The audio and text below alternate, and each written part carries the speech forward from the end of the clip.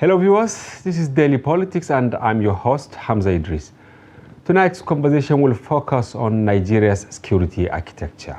As you know, the Nigerian armed forces are currently engaged in multiple fronts across the country as they deal with banditry, kidnapping, terrorism, among other heinous criminal activities by non-state actors. And while the government and security forces work to deliver Nigeria and Nigerians from these issues, many citizens unfortunately feel the negative impacts of the activities of the criminals. Tonight, we'll be speaking to a security and intelligence specialist who has been monitoring the security situation across the country from January till now. Jesse Olota is the head of the intelligence at Beacon Consulting. Welcome to Daily Politics, Jesse. Thank you for having me on the show, Mr. Hamza. We're happy having you. I will take a short break. Once we return, the conversation commences. Don't go away.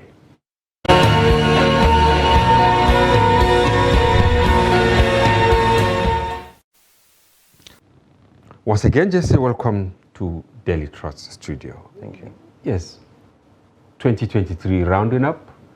What is your assessment of the as per security situation in the country? Well, thank you very much for having me on your show again. The Nigerian security environment continues to witness an evolving conflict dynamic across various parts of the country. We know for one that issues of insurgency continue to impact local communities across the northwest and the northeast region of the country. And we still continue to monitor pockets of these types of incidents in the north central part of the country.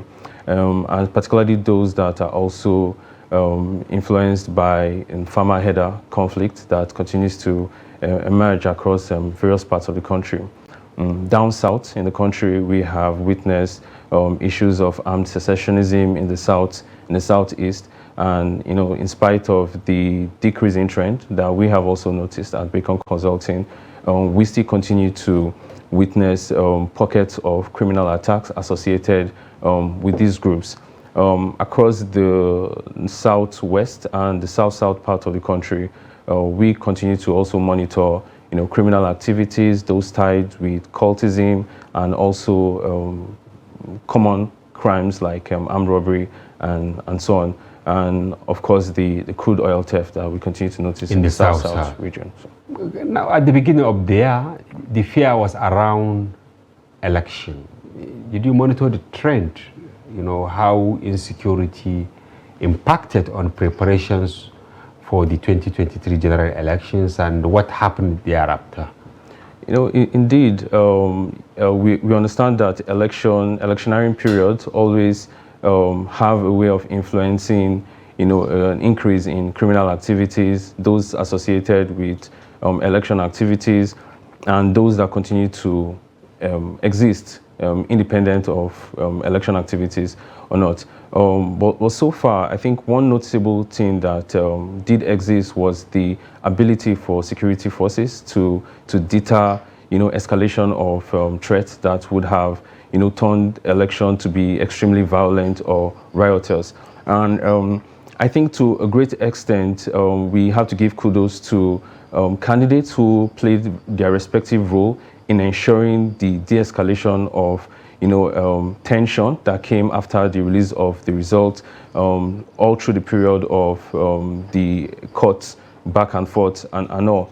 So I believe insecurity played a role in during the election period, but was not significant enough to disrupt the process entirely. Okay, after the election, we brought Dr. Kabiru Adamu, the CEO of your organization, right. And he also admitted that most likely the heavy militarization of the process helped in mitigating, violence and all that. But shortly after the election, the actors now went back to work. Have you noticed increase in the trend of some of these attacks, or it is normal? Well, there are fluctuations. Of course, there are months that record higher level of incidents, and there are months that record a decline in this incident. Yes, but I think from an observation, close observation of our data, we continue to witness a very static flow or trend in these particular types of occurrences, despite their decline, they still continue to persist regardless.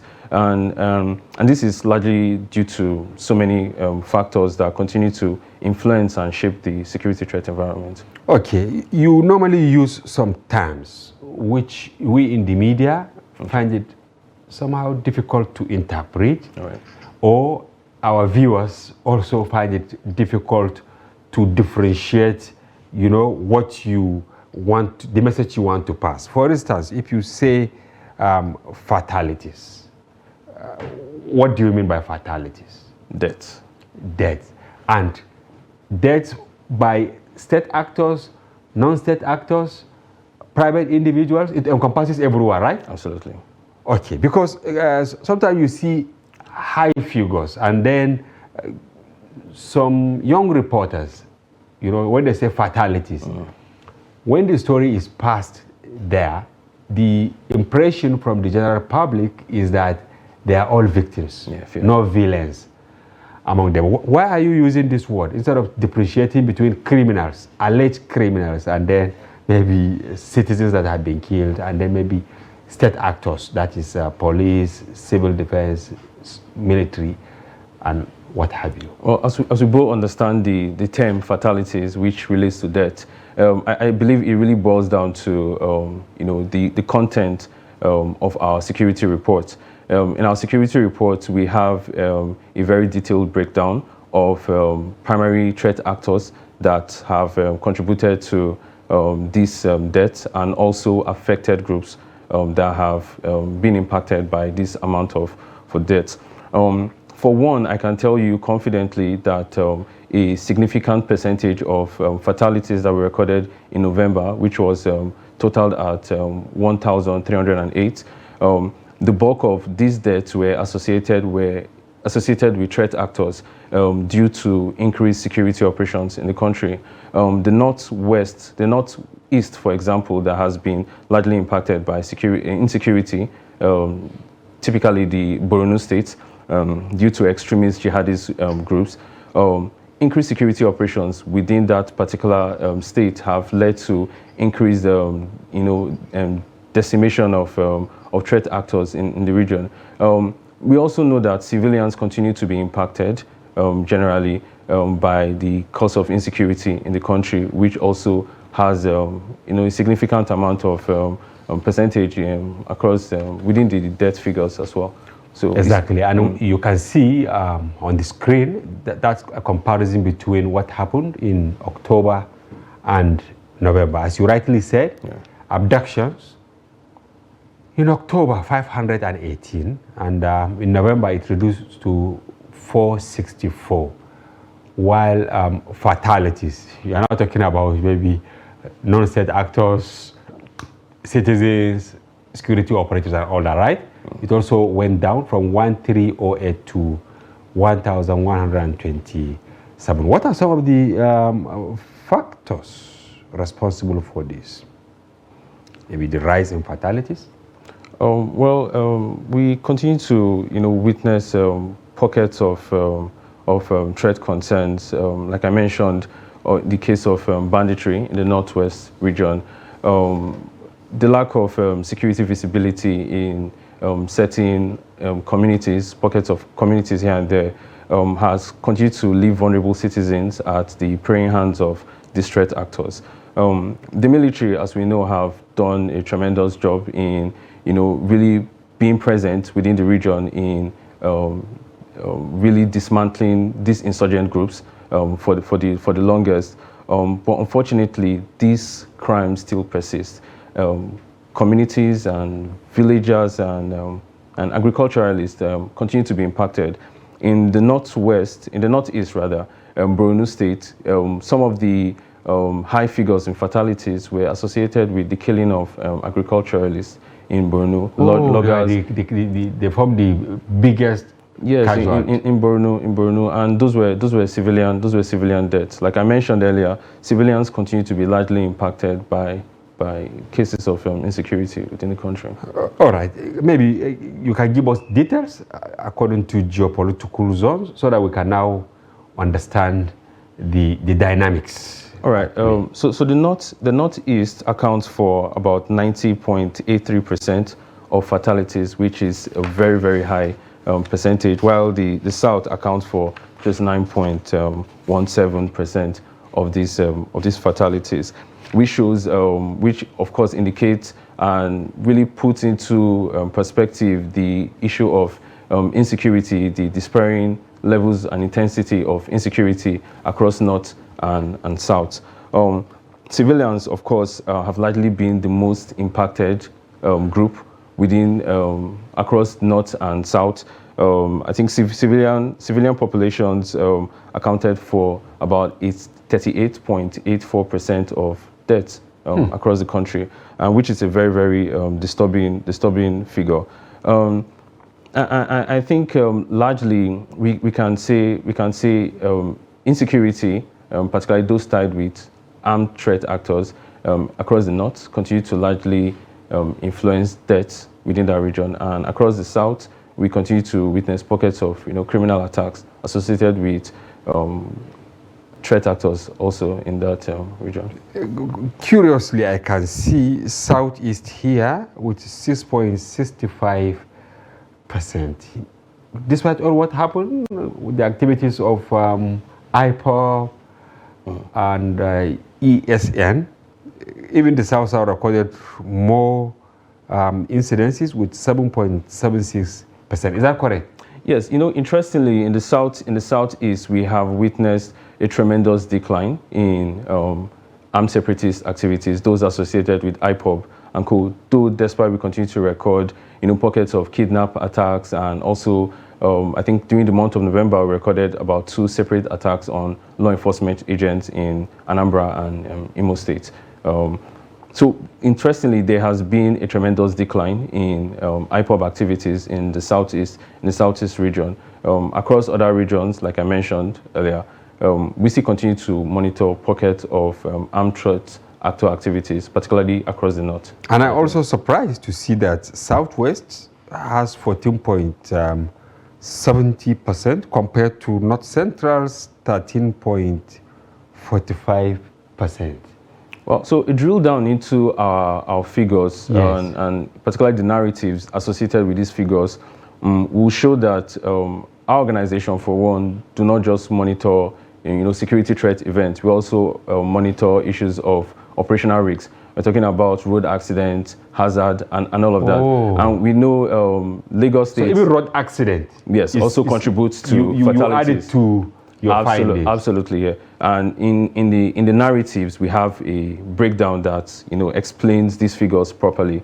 In the southwest, Lagos and Ogun State remain one of the headquarters for road accidents, and we saw a lot of that resulted in so much civilian fatalities and even injuries over time. And so seeing high figures in the southwest may not necessarily translate to having threat actor activities in those particular regions, but is associated with various factors aside from security threat events. And how do you relate with security operatives? I mean, you share some of the information you have with them? Sorry, maybe you repeat your question. Share it. Like now, I have access to your findings. Yes. Do you also share it with state authorities, for instance? Of course, public-private partnership is one that's associated with a whole of society approach in dealing with insecurity in the country. Bacon Consulting, for one, continues to support the public sector and in providing our expert insights in identifying hotspots for criminality and insurgency, in supporting law enforcement activities. There are scenarios where we come across incidents, maybe attacks, and we are able to escalate these through credible means in order to support with public security efforts in the country. Okay, now can we go back to the first table where you showed the events of the 2023 starting from January? You have fatalities, you have incidences, and then you have abductions. Maybe you shed more light. I can see something like a zigzag of sorts. Maybe can you explain this to Nigerians? Yeah, of course. This is a line trend of abductions, fatalities, and incidents across the country from the month of January to November. Our last report. What we can see here is a gradual escalation of events, particularly those tied with fatalities in the country. Looking at the fatalities, we can see fluctuations of increases and decreases. During the month of July, August, September, we see a significant level of decline there in our fatalities. And over the months of October and November, we witnessed escalation in these fatality figures. I think two major events stand out here, okay. And some of those events that stand out in the month of October and November, yes. Lies with intergroup clashes with insurgents. So intergroup clashes. So we've recorded instances of insurgents from the ISWAP group and the Boko Haram group having clashes, and these clashes are tied to pursuit for dominance in certain portions of Borno where they wish to hold control over time. And some of those clashes have been met with security detection, with UAVs that have also supported in area bombardment in Borno State, for example, and which has led to a significant escalation of figures of deaths, particularly from Borno State. Now, curiously, if you look at July, it appeared to be the month with least activity. Is that correct? Yes, absolutely. Okay, why? What is the factor? Is it that maybe power has been handed over and everyone, it's not about election anymore, and then maybe it was the time for litigations and all that, the attention of the politicians? Of course, the level of trend associated with criminal activities often fluctuates, as we understand. Criminals sometimes still go and hibernate for a significant period of time in order to re-emerge after growing, manning up their capabilities to match security, deterrence capabilities and strategies on ground. And this may largely result in some of these declines that we witness over time. So sometimes we understand that security operations, are steadily targeted at decimating threat actor activities. During those periods, groups tend to go back and reevaluate how they come out again to continue operations, just like what we've seen in the southeast. So it really boils down to how security strategies can be sustained in ensuring that groups, particularly insurgent groups, are dismantled. Organized crime, which often support the growth of these insurgencies, are also dismantled, as well as crime prevention mechanisms on ground to sustain the efforts of law enforcement. Did you not also notice that during rainy season, for instance, especially in northeast and north central and northwest, the non-state actors tend to up their nefarious game compared to during the dry season? Is that correct?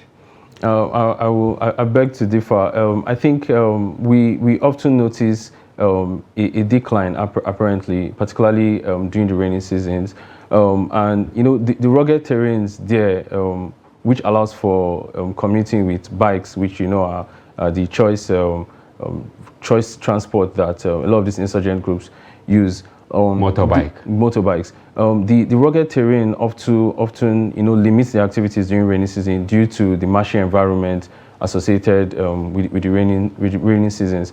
But also, just to give credit to what you've mentioned, you understand that also forest coverings also bloom during the rainy season, which offers some level of cover from detection in thick forests and all. So perhaps I think two truths can exist. Exactly. Thank you. And then what about the happenings in November specifically. Can you shed more light? I can see week 1, abduction, 43, and fatalities.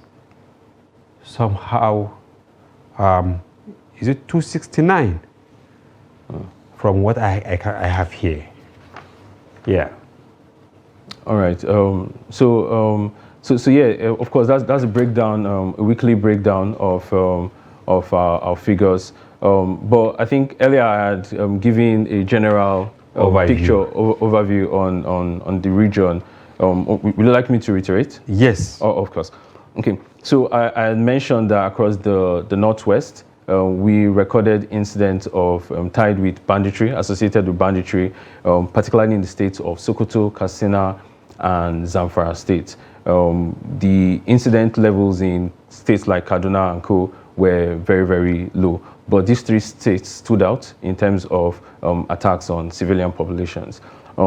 In the Northeast, for example, we recorded attacks on civilians, like I mentioned, agriculturalists, farmers and loggers in Borno, which contributed to the amount of deaths in that region. And in Taraba, we have continued to record a re-emergence of farmer-header clashes in certain local governments within the state. The North Central largely remained peaceful to an extent, but in terms of what we do, we understand that peaceful may not necessarily mean the absence of threat entirely. Yeah. Across the southern region, we recorded mostly criminal attacks associated with abduction attacks and isolated incidents of armed violence mostly. Okay, I'm interested in this table that you contextualize some of the issues. You say abduction and fatalities, this one. All right, the attack context. Yes, attack context. What do you mean by attack context? So we kind of try to break down forms of attacks because we understand that one type of attack differs from another type of attack. And of course, we are a private security institution, yes, and our amount of information may be constrained due to certain factors.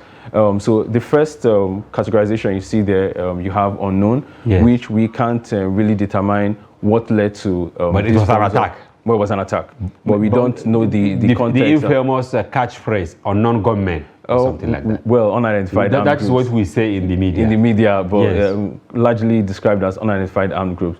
We also have raids, and raids are associated with law enforcement activity, where raids were conducted. Oh, okay, sorry, I think I'm reading the. So raid here associated with threat actors. You mean in November there were 284 raids? Yeah, across the country. So yeah, attack. And the raid could be by anybody. Yeah, so of course, because we have various forms of actors. You mean NDLEA? No. So I corrected myself there, okay, when fine. I mentioned raids associated with threat actors, not law enforcement. Okay. Threat actors. So raids, I'm talking about like bandit raids on communities or raid on businesses and all. Okay, so let me get it clear. All right. Jesse. The first one, where we have unknown abductions, about 120, is it 120 incidences or you just talking about individuals? Sorry, come again? The first one, the first batch there, all right. Yeah. You can see unknown there. Abductions abductions. Yeah, abductions. Yeah. 120. Is total number of people or total number of incidences? Total number of persons. Okay, 120. And then during it is in the course of the abductions that you now recorded these 538 fatalities. Absolutely. This is really a problem. And then raid, you have 442 fatalities. What do you mean by combat stroke crossfire? So oftentimes threat actors often meet counter attack by law enforcement. Yes. So there's a bust maybe amidst a particular raid or ambush thereabout, and these are associated fatalities that come with that. Yeah. Likewise, cases of ambushes. And then who ambushes who here? So mostly non-state actors. Ambushing. Yeah, in Borno, for example, we recorded some instances of probing attacks. So probing attacks are often used by extremist jihadist groups to understand the capability of the military before they carry out large attacks. So some of those attacks are like a means to test their capabilities before launching. To test the superior power. Absolutely. Or otherwise. Absolutely. And a lot of those incidents were indeed met with superior capabilities, which led to that figure over there. Very interesting. And how do you think our security operatives will reduce incidences of maybe civilian casualties? Because some of the figures I've seen there, and based on your explanation, it is like the civilian populace tend to be at the receiving end. Is that correct? Absolutely, absolutely. So why are the civilian population always at the receiving end?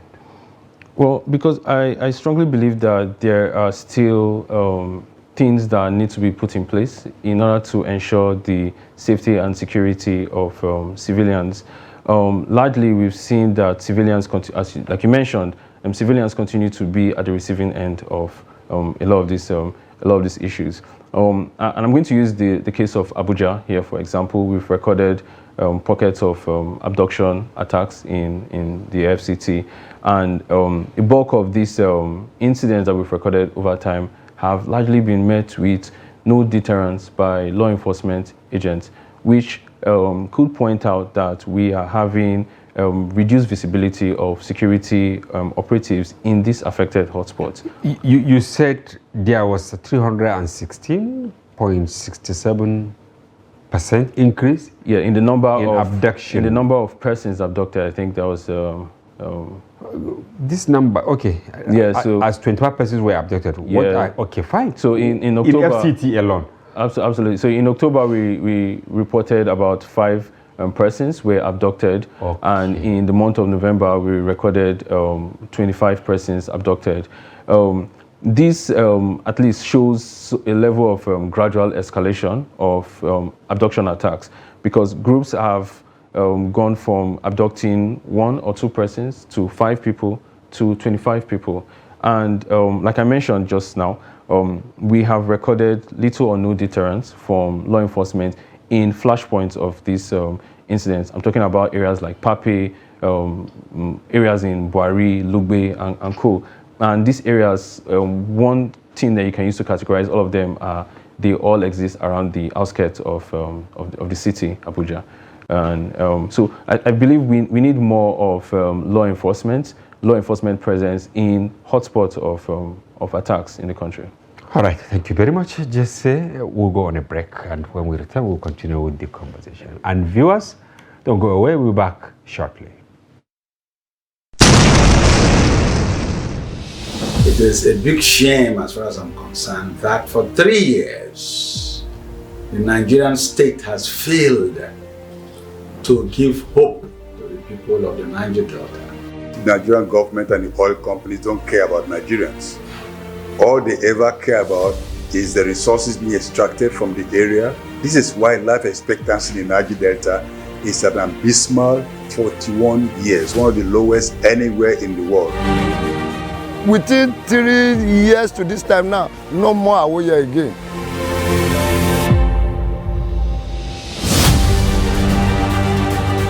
The roof in the too born.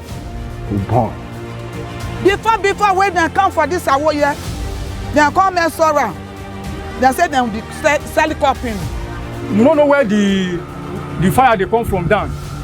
For instance, how the fire they come from. No. When they question, they no fit question.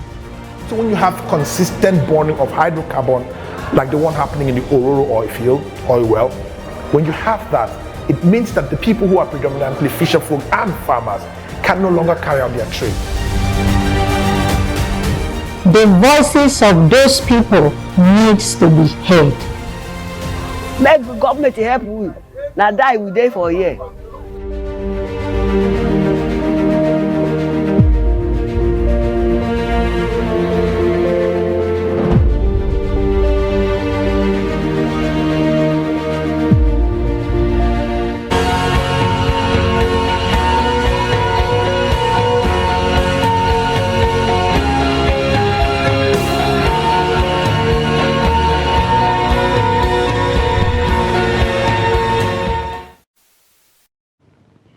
Welcome back. If you are just joining, this is Daily Politics on Trust TV. Do well to follow the conversation across our social platforms on Facebook, Instagram, and watch us live on YouTube. Still have in the studio Jesse Olota.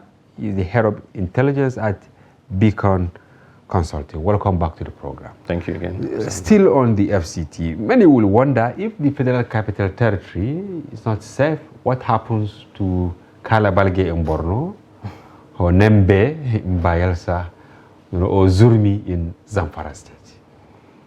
I think we need to understand here that criminals will always exploit vulnerabilities when they see one.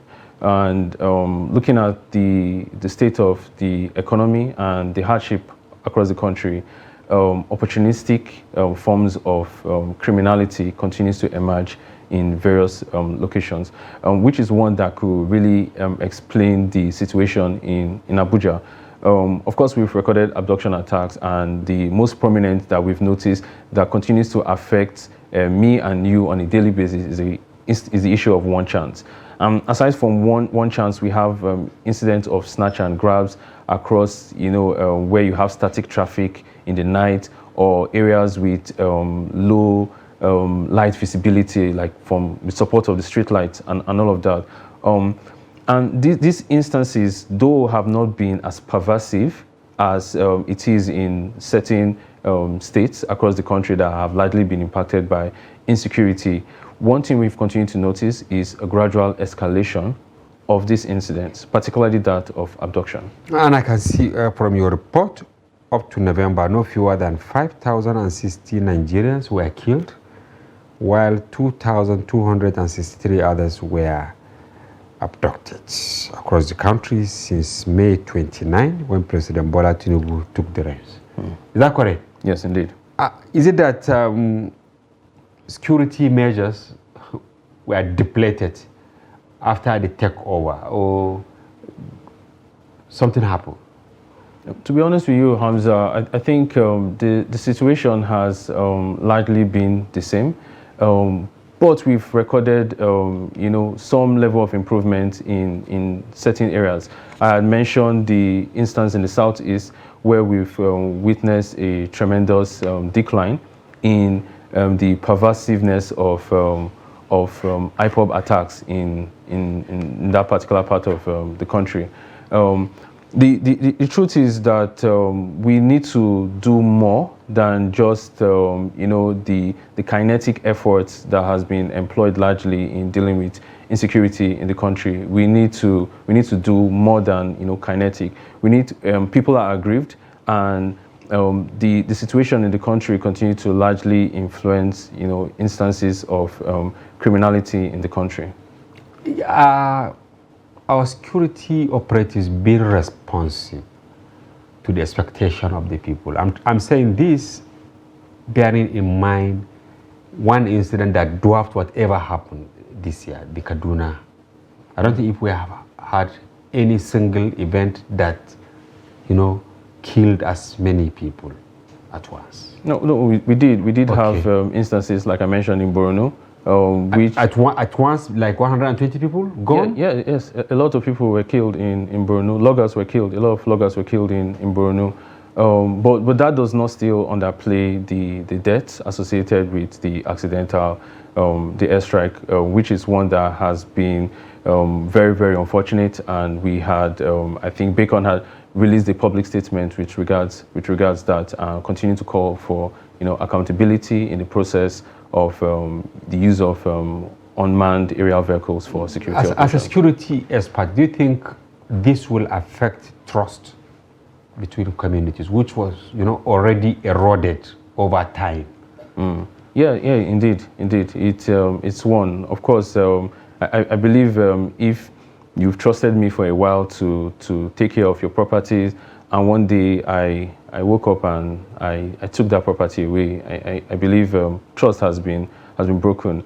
But so far, I believe the military chiefs, particularly the Chief of Defense Staff and the Chief of Army Staff, have largely played a huge role in pushing for peace and rebuilding that trust with these impacted communities.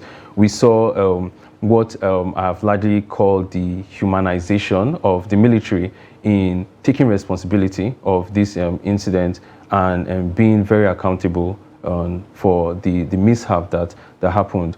The unfortunate thing about war is that, again, civilians are impacted by instances of military kinetic operations, and this was just an unfortunate one of them. You made mention of kinetic and non-kinetic approach. Absolutely.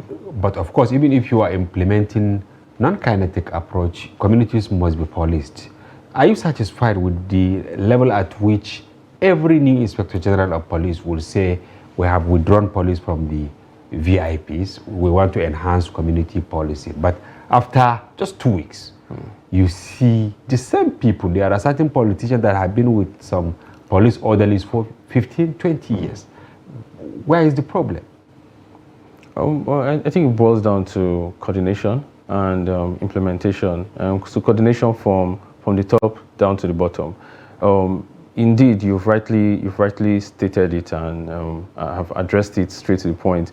We continue to hear a repeat of this withdrawal of policemen from VIP protections over and over and over again. The same rhetoric. And the same rhetoric. And we have a new administration that came on board, and that was part of their agenda, and have continued to push for it.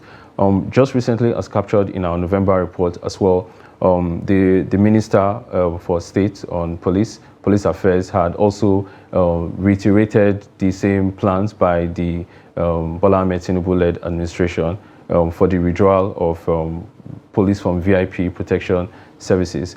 If this is done, indeed, it is the right move, but that alone cannot sustain the effort of policing Nigerians and protecting civilians from violence and acts of violence that continue to impact us greatly, because the Nigerian police is undermanned, and that has been stated by the Inspector General of Police himself, that has spoken about the dwindling figure of the Nigerian police, even with the withdrawal of policemen from VIP protections.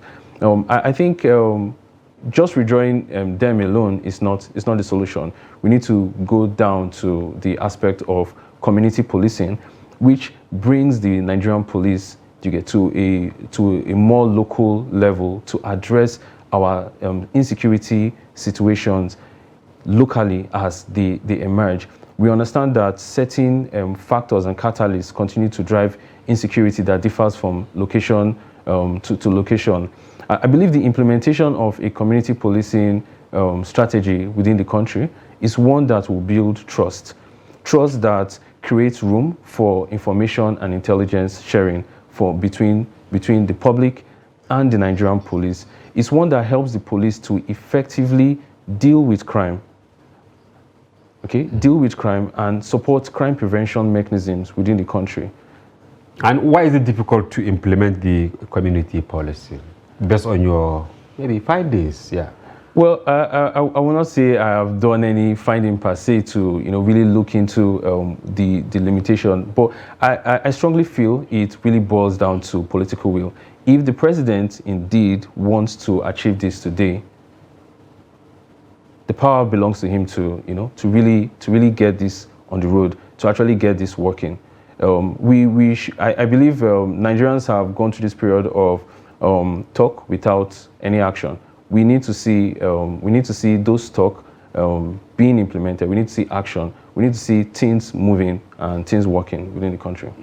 Maybe the other time the Senate said that the president should stop even funding states, local government areas that elections were not held. I don't know whether there is a nexus between this and the plan maybe by the federal government to ensure there is governance, because many people like you believe that ungovernable spaces breed, violence. It gives room for criminals to hibernate and do all sorts of things. Do you think maybe restoring civil authority by conducting credible election, to have leaders there, security will be cascaded to the grassroots? Well, so for elections to be conducted in a local environment and one categorized as an ungoverned space, there has to be security first. Without security, there can be no governance. And I think it just takes us back to where we're coming from with the community policing issue. Without law and order in any space, particularly that falls under our democratic setting, it breeds chaos, it breeds criminality, it breeds groups that we continue to see emerge from different locations across the country. So I think it's very important that first off, we have laws in place in this particular environment. We need law enforcement, we need our people on ground. We're talking about the police, we're talking about the military, the civil defense on ground to be able to protect civilians in order to bring about stability that ushers in elections. Yes, during the budget debate, depends, the security agencies, they all went there and defended their projections. Yeah, and there are certain areas that have been prioritized. Have you monitored that? And what is your actually takeaway from the presentations and the priority areas? For one, indeed, so much was shared in terms of insights were shared with regards the security situation in the country. And again, it goes to what I mentioned, the humanization of the military, being very accountable and telling us what is our reality. We all know certain individuals, certain figures that continue to push for acts of insecurity and destabilization within the country, but yet we look around and we see little or no action being taken to bring these people to book. Aside from that, I believe the Chief of Army Staff had mentioned how they go as far as purchasing, equipment and particularly the MRAPs for millions, and only for them to be blown up by IEDs that their weapons do not even cost up to anything, and it's something that continues to impact our security sector. I think one thing we can take from that engagement is accountability. If there's one thing that we've seen with this administration, that will be the rollout of the Executive Order 13, if I'm correct, that pushes for a performance metrics for ministers under the current administration and also the security chiefs. I believe on the long run, we hope to see this cordial relationship between the executive and the legislative in order to hold our service chiefs and also our ministers accountable for the handling of the security situation in the country. And how do you think this issue of interagency rivalry will be resolved? Because we are actually looking for a solution, and many believe that interagency rivalry is negatively impacting operations to curtail non-state actors. Indeed. Interagency clashes. But they always deny it. When you ask them that there is interagency, they will say, no, we are in cohort. Well, on a large scale, there is significant level of collaboration within Nigerian security agencies. You believe in that? I strongly believe in that, and there are intelligence collaborations that speaks to this.